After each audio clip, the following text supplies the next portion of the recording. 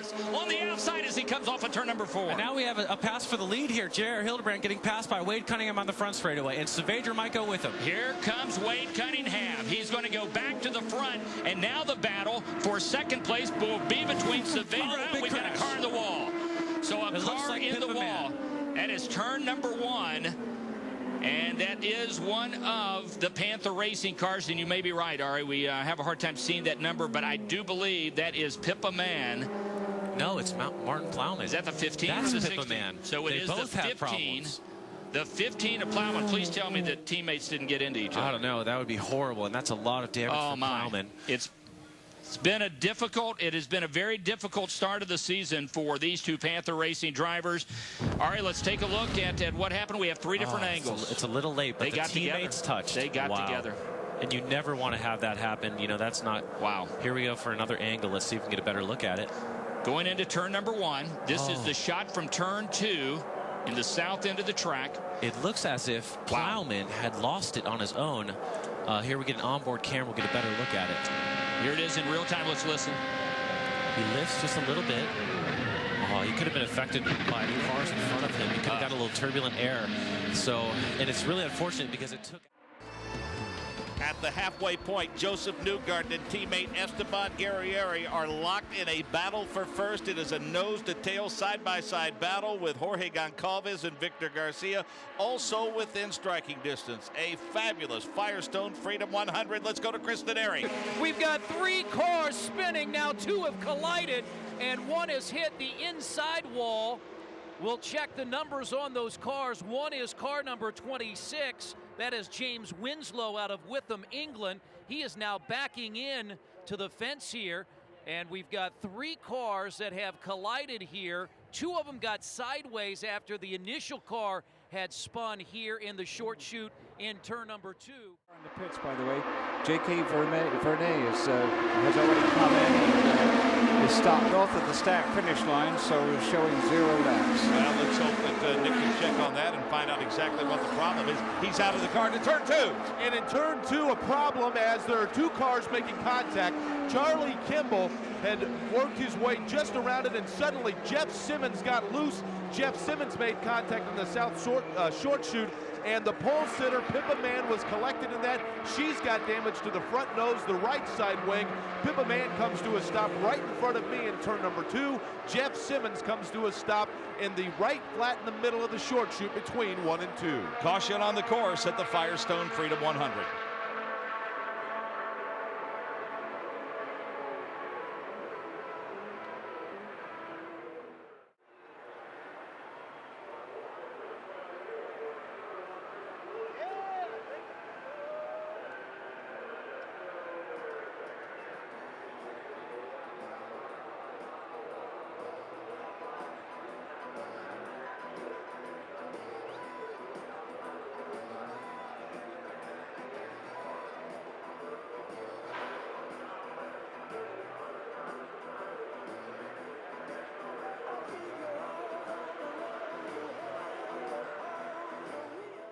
The Freedom 100 is green. Clayman DeMello in the 13 blue car peeks to the outside. They sweep around Colton Herta. Dalton Kellett going side by side for that 3rd position with his teammate. But up front, it's the pole sitter Matthias Lace gets the early jump. Oh, we have contact. Herta spins, and he collects his teammate Ryan Norman. Oh, Colton Herta just up on the high side entering turn 2, then turned down. And unfortunately, it was a car on the inside there, and that clipped him and spun him right around. We already see Colton Herta moving around in that car. That's a good sign. That was a pretty big hit there, Kev. And Ryan Norman had his best start of his rookie season in Indy Lights, and nothing he could do. After Herta spins, he's simply a casualty. 2 quick cars are out. Herta was over 200 miles per hour in practice. As I mentioned, he might have been the quickest, making really his first oval start. He said, I'm not sure that Lucas Oil Raceway USF 2000 provided any kind of similar experience. And Dalton Kellett was on his inside there. Did they make any contact? They did, and yeah, Colton Herta just turned down on Dalton Kellett. So I'm not sure if maybe that's the spotter told him he was clear and he tried to turn down, or if he was just trying to squeeze Dalton Kellett down onto the apron. But either way, we were talking about conservation of equipment. that's something you don't want to do on the opening lap. You can't be that aggressive early on. And then watch, too, as Norman slides down. He almost took Shelby Blackstock with him, but I think he missed him. We'll see if Kellett has any kind of damage. Norman getting collective. Norman coming down, and 3 cars barely miss him. Piedrahita in the yellow car. The 11 car is Garth Rickards. The red car, Shelby Blackstock.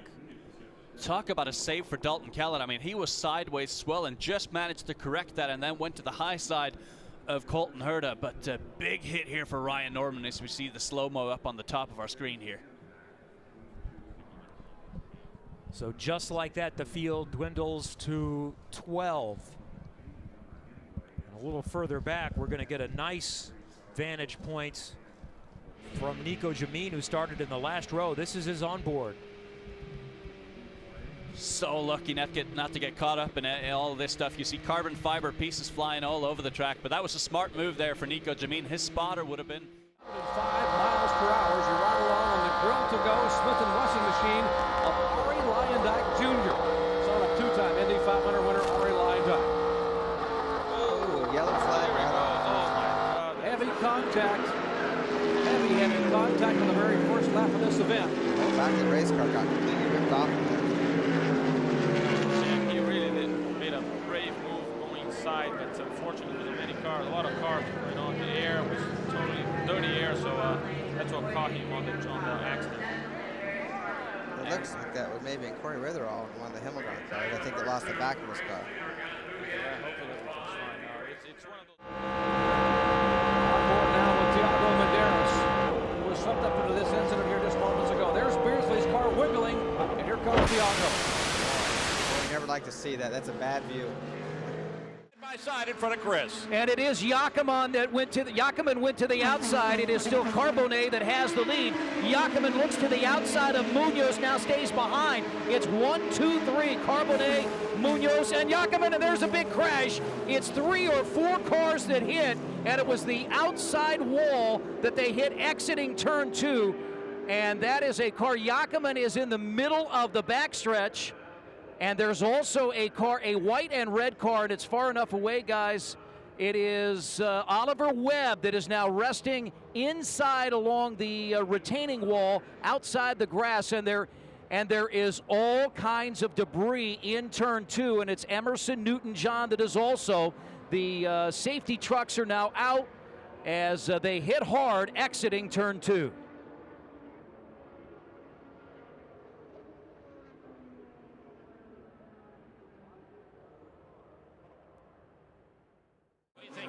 I think Ennis is too heavy on downforce. Boy, the 26 and the 11, it looked like they touched so briefly there, and he's going to bounce off the car and go to the lead. Look, they're 2 wide, 3 back as well. Gustavo Jakoman touches, and teammates. And a big crash. Anna Beatrice. Oh, we hope she's okay. That was a tough hit. Anytime you have a frontal impact like that, that is a really hard hit. Looks like the car held up very well, though, at the front as Beatrice, who was that, Kimball? Was that Beatrice? No, that was Jakoman and Gustavo Jakoman. And teammates for Sam Schmidt Motorsports, both running in the front. Huge contact here. She's okay, man. Boy, so look at the chassis. It is damaged. The tub has been damaged. That is a big hit. the good news is the forward area of the bulkhead. You see the bent suspension just behind the Delphi safety pin. She is awake. Yeah, you can see that there is no damage beyond like a few inches into the nose. That was a huge hit and great potential there for a head-on 90-degree. Right. It just nose into the wall, and that just sends chills. You know, as a driver, that you don't ever want to see that. That was a huge hit. I mean, she just got ticked by Gustavo Jakoman and sent straight into the wall. I think they're gonna support her neck and back because this is a very large hit, but she is alert. She's awake. Let's go to the replay. Let's take a look as now watch Gustavo. He gets really high. There, she just touched him. Yeah, but it sends her straight into the inside wall. Yeah, that takes your breath away. There's a little bit of onboard fire there with Jakoman, but that quickly goes out. Here's the view from turn 2. I don't think she saw Gustavo. You think that's what it was, Rafa? Well, He's just in the blind spot. I think she gave him enough room. Gustavo seemed like he had a few feet. He could have just gone a little bit higher, but I think he'd get a little nervous about getting high up into one, so he turned down a little bit. For second position, Veach on the high side, Chavez on the low side. They come very close, and Chase Austin has made heavy contact back in the pack. That is a vicious hit for Chase Austin. It looks like he's moving in the car, so that is very good news indeed. But that was a really big hit. I really hope he's okay there. That's just another one of those when you're running so tight, you're doing 200 miles an hour, and big crashes can happen, and that is indeed what happened just now. So this is the south end. Chase Austin between turns 1 and 2. Let's take a look at it. This is on board with Chase Austin. Oh, he is just wicked loose through that corner. I mean, he did a great job hanging onto it for as long as he did. Oh, he is just almost saved it. Chasing that car. That is, oh, this is going to be a big one. And we lost the signal right before he made impact. Oh, that is just the worst possible impact right there. That is a bad, bad hit. I, again, really hope that Chase is okay after that. He's out of the car. The Hamacho safety team is still working with him on the scene. Jake Query is headed to the medical center, so he'll get an update in a moment. Maybe the tires help just a bit there. At a very difficult angle. The rear of the car, the front of the car destroyed. With Chase Austin. Yeah, he just hits at the worst possible angle there, right where the safer barrier and the tire barrier kind of come together. So it really is just the worst spot on the track you can probably hit. They're in good shape, single file order, headed for turn number 3 in a battle up front. That is Ryan Norman to the outside. Robert McGinnis, the pole sitter, he had the lead and just gave it up. So Ryan Norman already starting all the passing as one of the cars got a little high coming out of turn number 3, but Ryan Norman leads the way in a spin. Bad crash, very bad crash. Turn 4. That looks like Chris Wyndham and David Malukas. Wyndham was gesturing as the car came to a stop, but that was a nasty one. Well, the AMR IndyCar safety team right there. As usual. As usual. Just as the car stopped, and that crew on top of it, as you mentioned, Bob, as they always are. Of Wyndham got into the cockpit and hit him. Let's take a look at it once again. Yeah, Malukas just lost it on his own. Right there, I thought sure that the car got into the cockpit, and if that was the case, it was not going to be good. Wow, you people up there in turn number 4 got a bird's eye view of that spectacular crash. Wyndham out of the car quickly. David. What happened to Gustavo? It seemed like he might have been a little shooken up. We were in separate rooms, so I couldn't hear it a little bit. Juan Pablo Garcia out of the race, guys. There are 5 cars locked in a pretty good battle for 4th, 5th, 6th, and 7th. And the number 9 machine, Kristen Airy, Anders Krone, hits the wall, and we've got a bad crash in front of you in turn 2.